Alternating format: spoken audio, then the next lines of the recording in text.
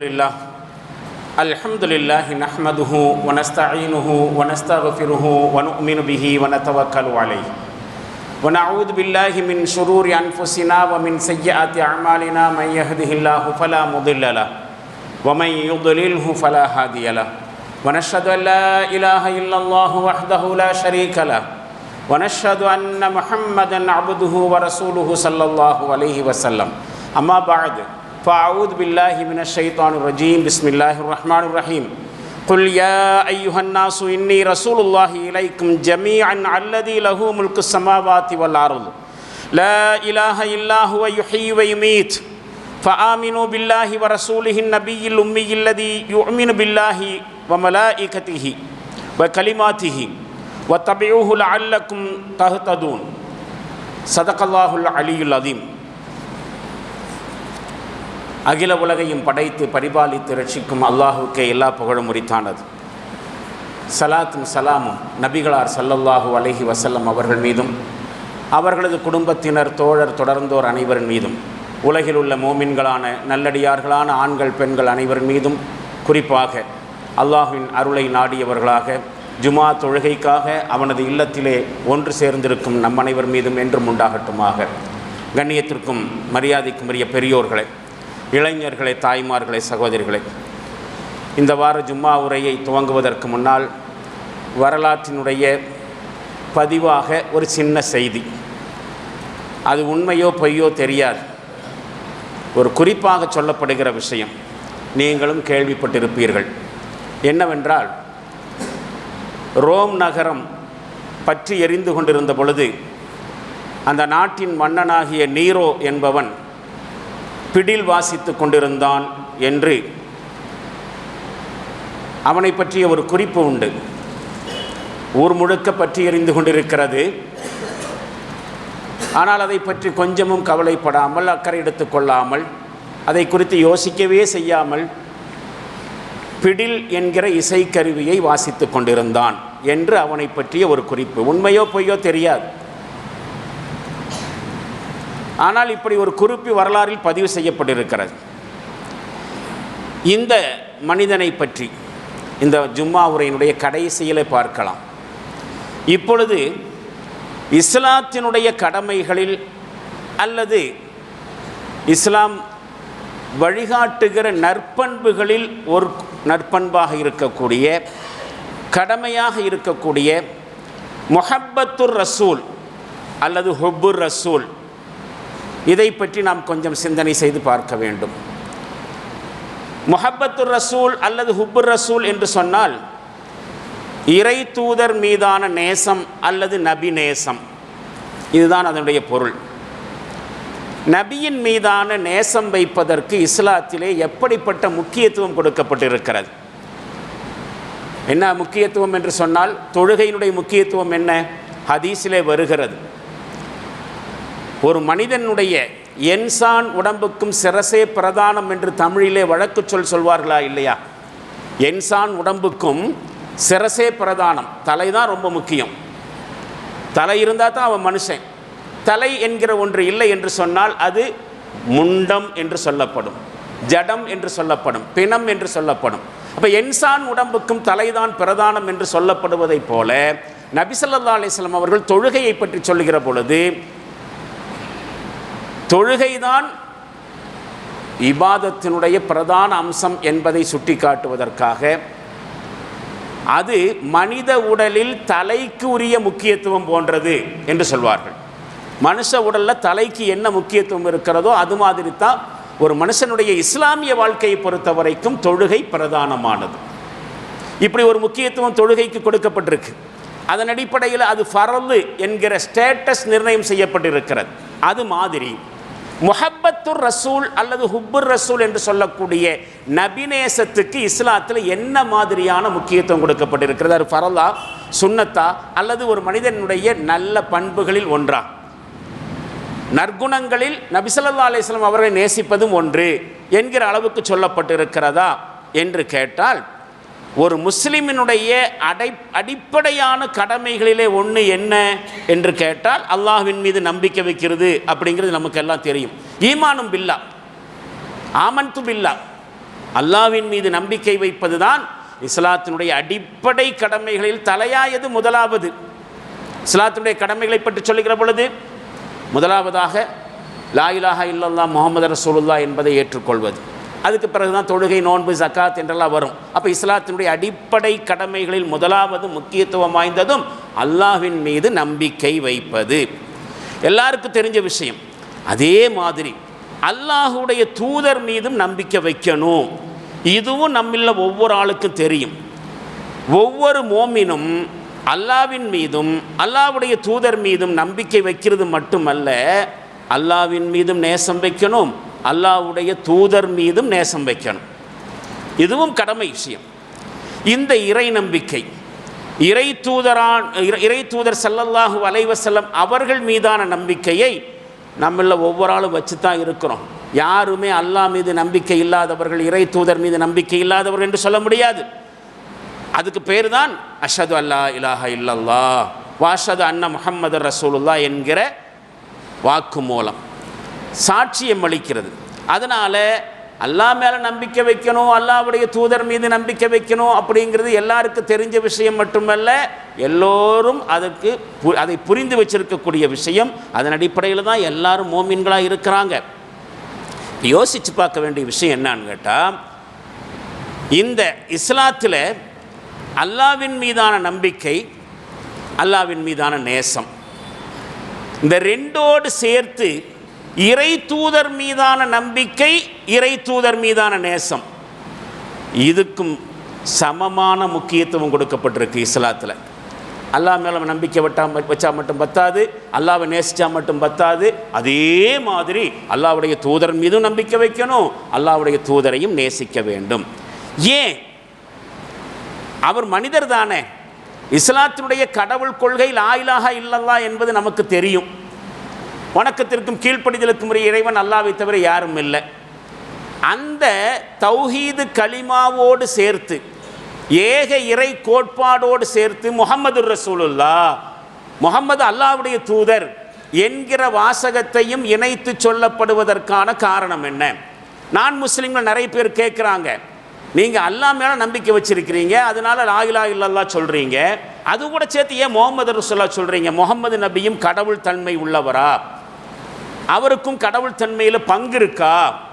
அவரையும் நீங்கள் கடவுளாக நம்புறீங்களா என்றெல்லாம் கூட கேட்கிறது உண்டு. ஏன் அல்லாஹ்வோடு சேர்த்து இறை தூதரையும் சொல்லப்படுகிறது? அல்லாஹ்வுடைய நம்பிக்கையோடு சேர்த்து இறை தூதர் நம்பிக்கை ஏன் சொல்லப்படுது? அல்லாஹ்வை நேசிக்கிற மாதிரி இறை தூதரையும் ஏன் நேசிக்கணும்? இதற்கான காரணங்களை எல்லாம் திருக்குரான் ஷரீஃபிலும் நபிமொழிகளிலும் ஏராளமான விஷயங்கள் சொல்லப்பட்டு இருக்கிறது.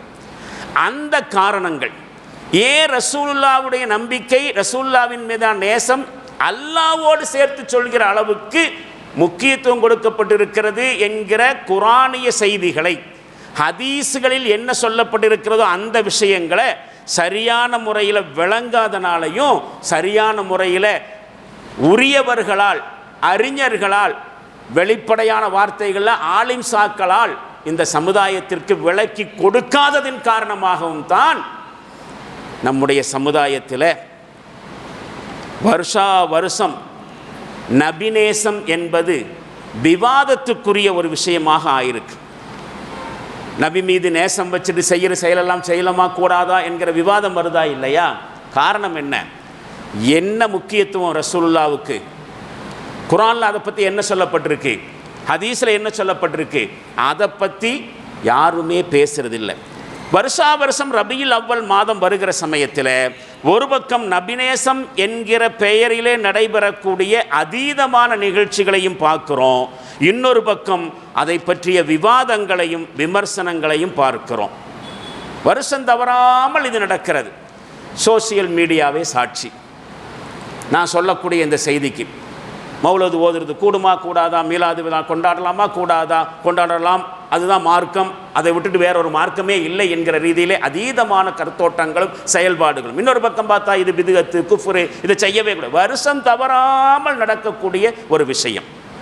என்ன காரணம்னு சொன்னால், இறை தூதர் ஸல்லல்லாஹு அலைஹி வஸல்லம் அவர்களுக்கு அல்லாஹுவோடு இணைத்து சொல்லப்படுகிற அளவுக்கு, அல்லது அல்லாஹ்வின் மீதான நேசம் வைக்கிற அளவுக்கு இறை தூதரின் மீதான நேசத்தையும் அழுத்தம் திருத்தமாக சொல்லப்படுறதுக்கான காரணம் குர்ஆனில் என்ன சொல்லப்பட்டிருக்கு. நீ சொல்றது ஒரு பக்கம் இருக்கட்டும், நீ சொல்றது ஒரு பக்கம் இருக்கட்டும், ஹதீஸில் என்ன சொல்லப்பட்டிருக்கிறது அதை பற்றிய தெளிவான சிந்தனை இன்று வரைக்கும் நம்முடைய சமுதாயத்திற்கு விளக்கப்படவே இல்லை என்பதுதான் இந்த விவாதங்களுக்கும் விமர்சனங்களுக்குமான காரணம்.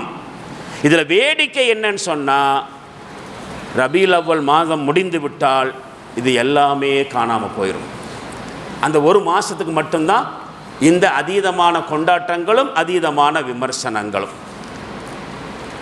அப்படியானால் கேட்கப்பட வேண்டிய கேள்வி, மனசில் வர்ற கேள்வி, நபிநேசம் அப்படிங்கிறது வருஷத்துக்கு ஒரு தடவை நினைவு கூறப்படுவதற்கு அல்லது வருடத்திற்கு ஒரு முறை கடைபிடிக்கிற அளவுக்கு அது என்ன காந்தி ஜெயந்தி மாதிரியா?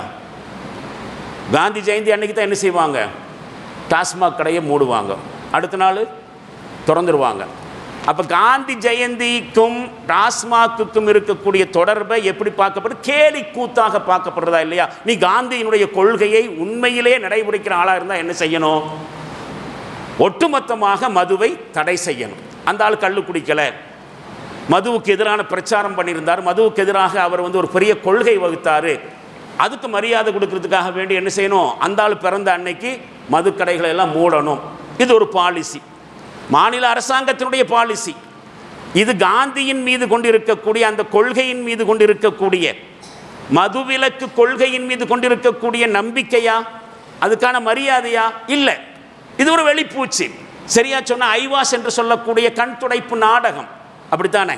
அப்போ வருஷத்தில் ரபியுல் அவ்வல் மாதத்தில் மட்டும் அந்த தரப்போ இந்த தரப்போ, அந்த மாதங்களில் மட்டும் இந்த விவாதங்களையும் பிரச்சனைகளையும் முடித்து கொண்டு விட்டு அதுக்கு பிறகு வருஷம் பூரா அதை பற்றி யோசிப்பதே இல்லை என்று சொன்னால், காந்தி ஜெயந்தி மாதிரி ஆகிப்போன விஷயம் இன்றைக்கு நபி தினம் என்கிற ஒரு விஷயம். உண்மையிலேயே 4 கேள்விகளை உங்களுக்கு முன்னாடி வைக்கிறேன். இந்த 4 கேள்விகளுக்கான பதிலும் குர்ஆனிலிருந்து தான் பார்க்கணும். ஆனால் அதற்கான சமயம் கிடைக்கிறதோ இல்லை எனக்கு தெரியாது. முதல்ல கேள்விகளை உங்களுக்கு முன்னால் வைத்து விடுகிறேன். இஸ்லாத்தில் நபிநேசம் என்பது எப்படிப்பட்ட முக்கியத்துவம் கொண்டது? நான் இந்த உரையினுடைய ஆரம்பத்தில் சொன்ன செய்தி தான். என்ன மாதிரியான இம்பார்ட்டன்ஸு நபிநேசம், ஹுப்புர் ரசூலுக்கு? 2வது, எந்த வகையில் அந்த முக்கியத்துவம் வருது? எப்படிப்பட்ட முக்கியத்துவம்ங்கிறது வேற, எந்த வகையில் அந்த இம்பார்ட்டன்ஸும் வருது? இது 2வது கேள்வி. 3வதாக, ஒரு மோமின் நபிநேசத்தை எப்படி வெளிப்படுத்தணும்? நபிநேசத்தை எப்படி அவன் வெளியே காமிக்கணும்? 4வதாக, சரி அந்த நபிநேசம் நம்மள்ட்ட அப்படி எண்ணத்தை தான் எதிர்பார்க்குது. இப்படி ஒரு 4 கேள்வி உங்களுக்கு முன்னாடி வைக்கிறேன். முதலாவதாக, இஸ்லாத்தில் நபிநேசம் அப்படிங்கிறது எப்படிப்பட்ட முக்கியத்துவம் கொண்டது என்று கேட்டால், ஈமானிய முக்கியத்துவம் கொண்டது. சரியாக சொன்னால், நபியின் மீதான நேசம் இல்லாமல் ஒரு ஆளுடைய ஈமான் ஃபுல்ஃபில் ஆகிறது இல்லை. அதுதான் முக்கியத்துவம். நபியின் மீது ஒருத்தருக்கு நேசம் இல்லை, அன்பில்லை, பாசம் இல்லைன்னு சொன்னால் அவருடைய ஈமான் என்ன இல்லையா? முழுமை இல்லையா? அப்படியானால் நபிநேசம் என்பது என்ன முக்கியத்துவம்? ஈமானிய முக்கியத்துவம். அப்படித்தான் ரசூலுல்லாஹ் சொல்கிறாங்க. எப்படி சொல்கிறாங்க? லா யுமினு அஹதுக்கும் ஹத்தா அகூன அஹப்ப இலைஹி மின் வாலிதிஹி வ வலதிஹி வன்னாஸி அஜ்மஈன். ஒருவருக்கு தன்னுடைய குடும்பத்தார், தன்னுடைய செல்வம், மற்ற மக்கள், தான் பெற்றெடுத்த பிள்ளைகள், தன்னை பெற்ற பெற்றோர்கள், உலக மக்கள் எல்லாவரையும் விட நான் அதிக நேசத்துக்குரியவனாக ஆகாத வரைக்கும் உங்களில் யாரும் மூமினாக முடியாது. நீங்கள் உம்மா பாப்பாவை நேசியுங்கோ, நீங்கள் பெற்ற பிள்ளைகளை நேசியுங்கோ, ஊர் உலகத்தில் எவரை வேண்டுமானாலும் நேசியுங்கள். ஆனால் அவர்கள் அத்துணை பேர்களின் மீதும் வைக்கிற நேசத்தை விட என் மீது உங்களுக்கு அதிகமான நேசம் வராத வரைக்கும் யாரையும் நேசிக்கக்கூடாதுன்னு சொல்லலை. எல்லாரையும் நேசிக்குங்க. ஆனால் அந்த நேசம் என்பது அளவோடு இருக்க வேண்டும். ஆனால் என் மீது வைக்க வேண்டிய நேசம் அவர்கள் மீது வைக்கிற நேசத்தை விட அதிகமாக இருக்கணும். அப்படி ஆகாத வரைக்கும் உங்களை யாரும் மூமினாக முடியாது. அப்போ ரசூலுல்லாஹ் மேலே வைக்கக்கூடிய நேசம் என்பது ஈமானோடு சம்மந்தப்பட்டு சொல்லப்பட்டிருக்கிறது. யோசித்து பாருங்க, என்ன காரணங்க? இப்படி சொல்லலாம் இல்லையா? நபிகளாரை நேசிக்கிறது ஒரு நல்ல பண்பு, ஒரு புண்ணிய செயல் அப்படின்னு சொல்லலாம். ஆனால் அந்த மாதிரி சொல்லிட்டு கடந்து போகலை. ரசூல்லா மேலே எல்லாரையும் விட அதிகமாக நேசம் வச்சா தான் மூமின் என்று சொல்லப்படுகிற அளவுக்கு ஒரு ஆளுடைய ஈமானுடைய முழுமைக்கான நிபந்தனையே நீ ரசூல்லா மேலே நேசம் வைக்கிறது தான் அப்படின்னு சொல்லப்படுவதற்கான காரணம் என்ன புரிஞ்சுக்கிட்டு சொல்லணும். இப்படி ரசூல்லா சொன்ன உடனே எல்லாரும் என்ன சொல்லிடுவாங்க, என்ன சொல்லுவாங்க, அப்படி சொல்லியிருக்காங்க ரசூல்லா, அப்போ ரசூல்லா மேலே நேசம் வைக்க வேண்டாமா? நேசம் வைக்க வேண்டான்னு யார் சொன்னா? அல்லாஹ்வுடைய தூதர் நேசம் வைக்கணும்னு இப்படி வெளிப்படையாக தெளிவான வார்த்தைகள் சொன்ன பிறகு யாராவது ரசூல்லா மேலே நேசமும் பாசமும் வைக்காமல் இருக்க முடியுமா? மீலாதையும் மௌலூதையும் எதிர்ப்பதன் காரணமாகவே ரசூலுல்லாவையே எதிர்ப்பதற்கும் மறுப்பதற்கும் சமமாக சொல்லப்படுகிறது. அப்படி அல்ல. நபியை நேசிக்காதவன் மூமினாகவே இருக்க முடியாதுன்னு தெள்ள தெளிவாக சொன்ன பிறகும் கூட ஒரு ஆளுக்கு நேசம் இல்லைன்னு சொல்றது அபாண்டம். நேசம் வச்சு தான் ஆகணும். அப்போ நேசம் என்பதை மௌலூதாக வெளிப்படுத்த வேண்டும், மீலாது விழாவாக வெளிப்படுத்தணும். இது ஒரு புரிதல். ஆனால் இந்த நபிநேசம் என்பது எதை சுட்டி காட்டுகிறது? ஏன் இப்படி ஈமானோடு சேர்த்து சொல்லப்படுகிறது ஹுப்புர் ரசூல என்று கேட்டால், அதுவும் இந்த ஹதீஸில் இந்த பின்னணியிலேயே புரிஞ்சுக்கலாம். ரசூலை தெளிவாக சொல்லித்தரேன், என் மேலே அதிகமாக நேசம் வைங்கன்னு 19 சொல்லிட்டு போகலை. என்ன சொல்கிறாங்க? உங்கள் பெற்றோர் மீது நீங்கள் நேசம் வைப்பதை விட, நீங்கள் பெற்ற பிள்ளைகளின் மீது நேசம் வைப்பதை விட, உலக மக்கள் அனைவரையும் நேசம் வைப்பதை விட என் மேலே நேசம் அதிகமாகணும். என்ன காரணங்கிறது இதுதான் விஷயம். பெற்றோர் மீது ஒரு நேசம் அதிகமாகிற பொழுது அவங்க சொல்கிறது எல்லாம் செய்ய வேண்டி வரும். ரசூல்லா சொன்னது செகண்டரி ஆகும். பிள்ளைகளின் மீது அதீதமான பாசம் வைக்கும்போது மக்களுக்காக வேண்டி இஸ்லாத்தை விட்டு விலகி இருக்க வேண்டியிருக்கும். மக்கள் ஒரு விருப்பத்தை தெரிவிக்கிறாங்க, பெத்த பையன் சொல்லிட்டானே, ஆனால் அவன் சொல்கிறது இஸ்லாத்துக்கு உட்பட்ட விஷயமா இஸ்லாத்துக்கு அப்பாற்பட்ட விஷயமா? பெத்தவங்க சொல்லிட்டாங்களே, கேட்டுத்தானே ஆகணும். ஆனால் பெத்தவங்க சொல்கிறது அல்லாஹ்வுடைய தூதர் சொன்னதுக்கு உட்பட்டு இருக்கா, அல்லாஹ்வுடைய தூதர் சொல்கிறதுக்கு எதிராக இருக்கா? இப்படி ஒரு சூழ்நிலையை ஒரு மூமின் சந்திக்கும் பொழுது வச்சுக்கோங்க, அல்லாஹ்வுடைய தூதர் ஒரு விஷயத்தில் இப்படி செய்யுங்கன்னு சொல்கிறாங்க, உம்மா பாப்பா இப்படி செய்யின்னு சொல்கிறாங்க. ஒரு மூமின் ரெண்டு பேரில் யாருடைய சொல்லை எடுக்கணும்? அல்லாஹ்வுடைய தூதர் சொல்ல தான் எடுக்கணும். ஏன்னா அவன் அல்லாஹ்வுடைய தூதரை அல்லாஹ்வுடைய தூதர்னு ஏற்றுட்டு இருக்கிறான். அப்போ அல்லாஹ் சொல்லி கொடுத்தது தான் ரசூல்லா சொல்கிறாங்க. ரசூல்லா சொன்னதை செய்தால் அல்லாஹ் சொன்னதை செஞ்ச மாதிரி. இப்போ அதுக்கு மாற்றமாக அதெல்லாம் அங்கே இருக்கட்டும், உம்மா பாப்பாவுக்கு பாட்டி என்ன செய்ய முடியும்? பெற்றவங்களை மீறி என்ன செய்ய முடியும்? ரசூல்லா சொன்னது அந்த பக்கம் இருக்கட்டும், பெற்றவங்க சொன்னதை செய்வோம்.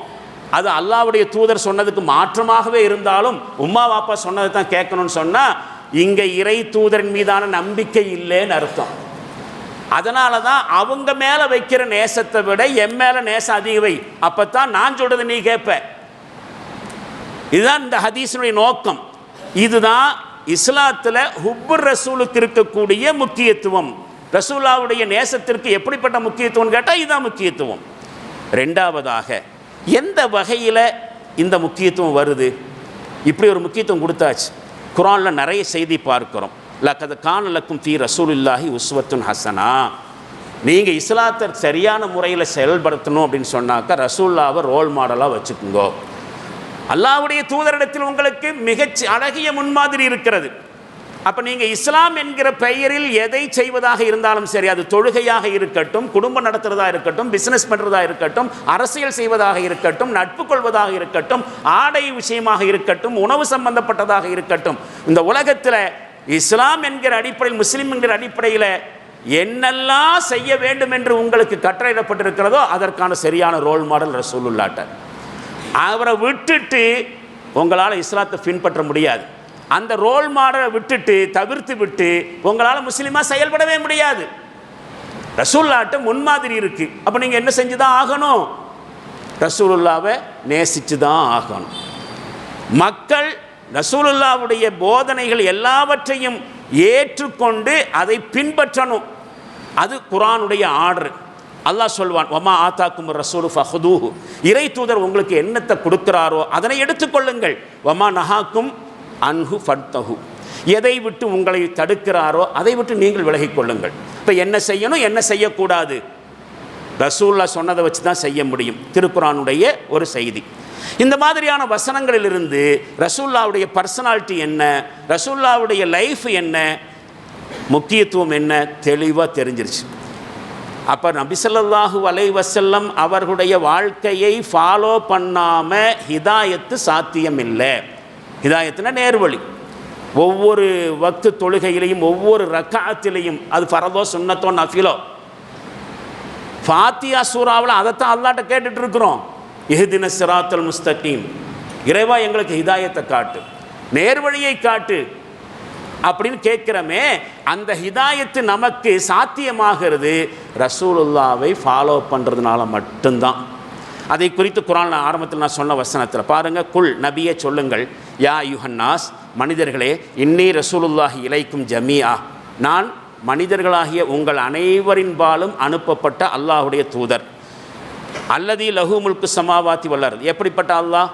வானங்கள் பூமியினுடைய அதிபதியாக இருக்கக்கூடிய அல்லாஹ்னுடைய தூதராக நான் உங்கள் பக்கம் அனுப்பப்பட்டிருக்கிறேன். லா இலாஹ இல்லாஹுவ யுஹ்யி வ யுமீத்து, அவனை தவிர கடவுள் இல்லை, அவன்தான் ஹயாத்தை கொடுக்குறான், அவன்தான் மௌத்தை கொடுக்குறான் என்று சொல்லிவிட்டு ஃபாமினு பில்லாஹி வரசூலிஹி, அல்லாஹ்வையும் ஈமான் கொள்ளுங்கள், அல்லாஹ்வுடைய தூதரையும் ஈமான் கொள்ளுங்கள். அல்லதி அந்நபியல் உம்மியல்லதி யுமினு பில்லாஹி வ கலிமாத்திஹி, எப்படிப்பட்ட இறை தூதரை நீங்கள் நம்பிக்கை கொள்ளணும்? அவர் அல்லாஹ்வின் மீதும் அவனுடைய வேத வாக்குகளையும் ஈமான் கொண்டிருக்கிறார். அப்படிப்பட்ட உம்மி நபியை ஏற்றுக்கொள்ளுங்கள் என்று சொல்லிட்டு ஈமான் கொண்டதோடு நிற்காதீங்கப்பா. வத்தபிஊஹு லஅல்லக்கும் தஹ்ததூன், உங்களுக்கு ஹிதாயத்து கிடைக்க வேண்டும் என்று சொன்னால் அவரை ஃபாலோ பண்ணுங்கள். திருக்குரான் ஷரீஃபில் 7வது அத்தியாயத்தில் 158வது வசனம். முஸ்லிம்களை பொறுத்த வரைக்கும் இந்த வசனத்தினுடைய முதல் பகுதியில் சொன்ன மாதிரி அல்லாஹ்வின் மீதான நம்பிக்கையோடு அல்லாஹ்வுடைய தூதரின் மீது நம்பிக்கை இருக்குது. அல்லாஹ்வை நம்பணும், அல்லாஹ்வுடைய தூதரையும் நம்பணும். ஆனால் இந்த வசனத்துடைய கடைசி பகுதி சொல்லுதே, உங்களுக்கு ஹிதாயத்து கிடைக்கணும்னாக்கா ரசூலுல்லாவை ஃபாலோ பண்ணணும், பின்பற்றணும். இந்த விஷயத்தில் தான் முஸ்லிம்கள் ரொம்ப பின்தங்கி இருக்கிறாங்க. ஈமான் விஷயத்தில் குளறுபடி இல்லை, குறைபாடும் இல்லை. அல்லாஹ்வை நம்புற மாதிரி அல்லாஹ்வுடைய தூதரையும் நம்பிக்கை கொண்டு இருக்கிறார்கள். ஆனால் அவரை பின்பற்ற வேண்டும், அப்போ தான் ஹிதாயத்து கிடைக்கும்னு இந்த வசனத்துடைய கடைசி பகுதி சொல்லுதா இல்லையா? இந்த விஷயத்தில் தான் முஸ்லிம்களுக்கு மிகப்பெரிய அறியாமை இருக்கிறது, அலட்சியம் இருக்கிறது. அப்போ ரசூலுல்லாவுடைய முக்கியத்துவம் அப்படிப்பட்டது தெரியுது. அப்போது இந்த வசனத்தின் அடிப்படையில் நபி மீதான நம்பிக்கை மட்டும் பத்தாது, அவரை பின்பற்றுதல் தான் நேர்வழி கிடைக்கும் அப்படின்னு சொல்லுகிற பொழுது வெறுமனே ரசூல்லா மேலே நேசமத்தை மட்டும் வச்சா எப்படி ஹிதாயத்து கிடைக்கும்? நான் ரசூல்லா மேலே நேசம் வச்சிருக்கிறேன் அப்படின்னு சொல்கிறதுனால மட்டும் ஹிதாயத்து கிடைச்சிருமா? நேசம் வச்சிருக்கிறேன்னு சொன்னானாக்கா முழு வாழ்க்கையிலையும் அவரை ஃபாலோ பண்ணு, அப்போ ஹிதாயத்து சாத்தியம். இந்த முக்கியத்துவத்தை வச்சுக்கிட்டு தான் நபி ஸல்லல்லாஹு அலைஹி வஸல்லம் அவர்களுக்கு நீங்கள் கீழ்ப்படிச்சிங்கன்னா அல்லாஹ்வுக்கு கீழ்ப்படிஞ்ச மாதிரி. ரசூல்லா சொன்னதை கேட்டால் அது யார் சொன்னதை கேட்ட மாதிரி? அல்லாஹ் சொன்னதை கேட்ட மாதிரி. யார் சொன்னா அப்படி? திருக்குரான் ஷரீஃபில் 4வது அத்தியாயத்தில் 80வது வசனம், மை யுதஇர் ரசூல ஃபக்கத அதா அல்லாஹ், யார் அல்லாஹ்வுடைய தூதருக்கு கீழ்ப்படிந்தாரோ இத்தாஅத்து செய்தாரோ அவர் அல்லாஹ்வுக்கே கீழ்ப்படிந்தார். அப்படித்தான் குர்ஆனில் அதில் சொல்லப்பட்டிருக்கு. வமன் தவல்லா ஃபமா அர்சல்னாக்க அலைக்கும் ஹஃபீலா, இறை தூதர் அவர்களே உங்களை ஃபாலோ பண்ணுறதுலேருந்து யாராவது பின்வாங்கினாங்கன்னு சொன்னால், உங்களுடைய ஃபாலோப்பை யாராவது அவாய்டு பண்ணாங்கன்னு சொன்னால் அவங்களுக்கு நீங்கள் பாதுகாவலர் இல்லை, எக்கோட கெட்டு போட்டோன்னு அர்த்தம். நீங்கள் அவர்களுக்கு பொறுப்பாளியாக இருக்க முடியாது. உங்களை ஏற்றுக்கொண்டு நீங்கள் சொல்வதை கேட்டு அதற்கு கீழ்ப்படிந்தால் அது எனக்கே கீழ்ப்படிஞ்ச மாதிரி. யாராவது புறக்கணிச்சா அவங்களுக்கெல்லாம் நீங்கள் பொறுப்பேற்றுக்காதீங்கன்னு அர்த்தம், போனால் போயிட்டு போட்டோன்னு அர்த்தம். இப்போ யோசிச்சு பாருங்கள், நபி ஸல்லல்லாஹு அலைஹி வஸல்லம் அவர்களுக்கு கீழ்ப்படிவது அல்லாஹ்வுக்கே கீழ்ப்படுகிறதுன்னு சொன்னால் அவர் மேலே நம்பிக்கையை தாண்டி நேசம் வச்சா தான் அந்த கீழ்ப்படியவே முடியும். 3வதாக நபிநேசத்தை எப்படி வெளிப்படுத்தணும் என்று கேட்டால் அல்லாஹ் சொல்வான், குல் இன் குன்தும் துஹிப்பூன அல்லாஹ ஃபத்தபிஊனி, நீங்கள் அல்லாஹ்வை நேசிப்பதாக இருந்தால் இறை தூதராகிய என்னை பின்பற்றுங்கள். யுஹிப்புக்குமுல்லாஹ், அப்படி அல்லாஹ்வுடைய தூதராகிய என்னை பின்பற்றினா அல்லாஹ் உங்களை நேசிப்பான். நீங்கள் அல்லாஹ்வை நேசிக்கிறது ஒரு பக்கம் இருக்கட்டும், அல்லாஹ் உங்களை நேசிக்கணுமல்ல, அதுக்கு நீங்கள் என்ன செய்யணும்? இறை தூதரை பின்பற்ற வேண்டும். இதுவும் திருக்குரான் ஷரீஃபில் 3வது அத்தியாயத்தில் 31வது வசனமாக பார்க்குறோம். இதுக்கான காரணம் என்ன? ஏன் அல்லாஹ்வுடைய தூதருக்கு கீழ்ப்படிஞ்சா அது அல்லாஹ்வுக்கு கீழ்ப்படிஞ்ச மாதிரி?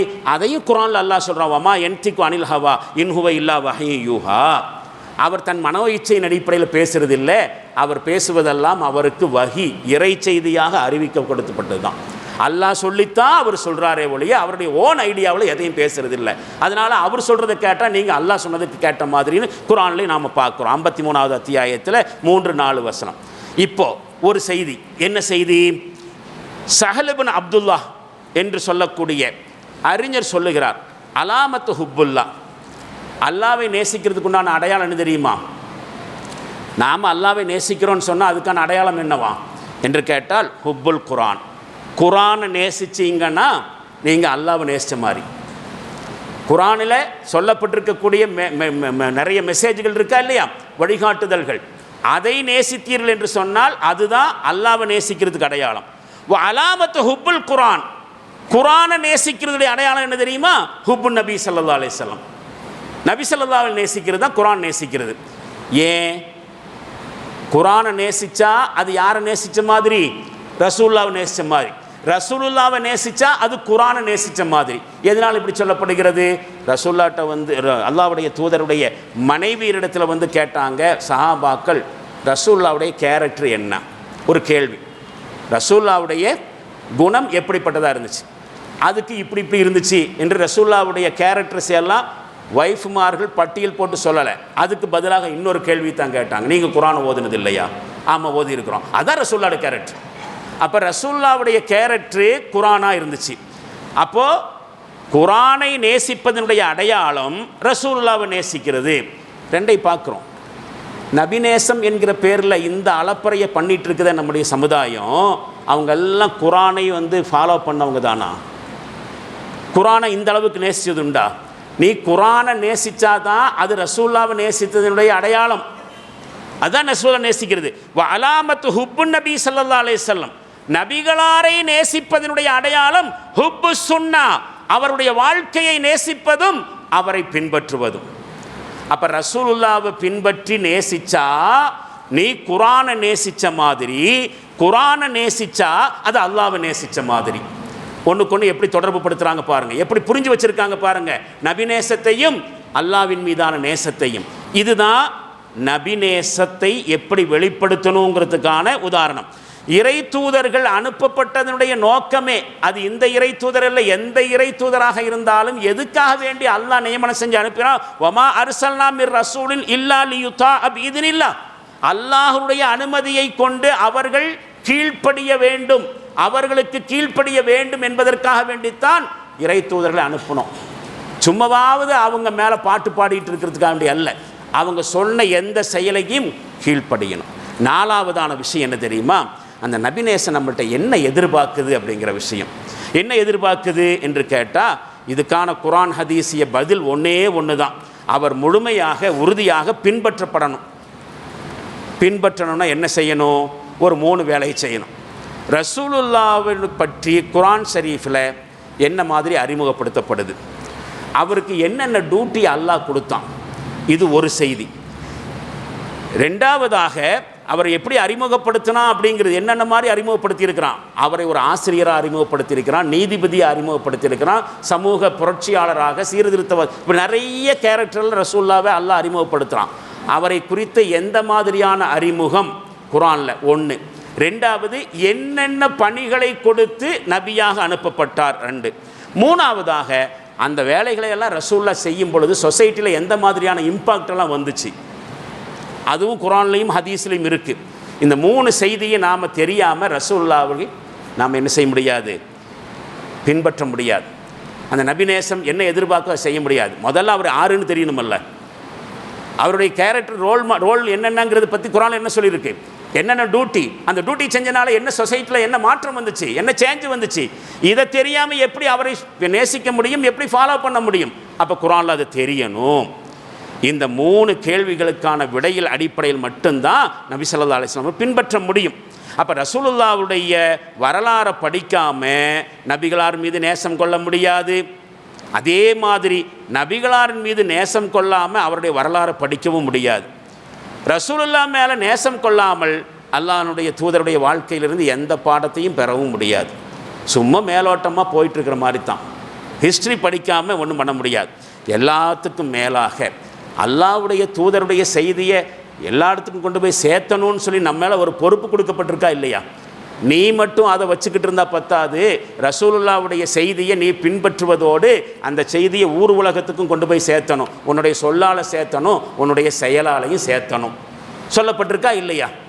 அந்த பொறுப்பையும் நிறைவேற்ற முடியாது. அதுவும் இன்றைக்கு இஸ்லாம் கேள்விக்குறியாக்கப்படுகிற காலகட்டத்தில், விமர்சனத்துக்குள்ளாக்கப்படுகிற பொழுது, உலகம் முழுவதும் முஸ்லிம்களுடைய உரிமைகள் பறிக்கப்படுகிற பொழுது, உலகம் முழுவதும் முஸ்லிம்களுடைய மார்க்க சட்டங்கள் விவாதத்துக்குள்ளாக்கப்படுகிற பொழுது, ரசூலுல்லாவை நம்முடைய லைஃபின் மூலமாக அறிமுகப்படுத்தாமல் எப்படி இந்த சோசியல் சேஞ்சஸ்ங்கிறது வரும்?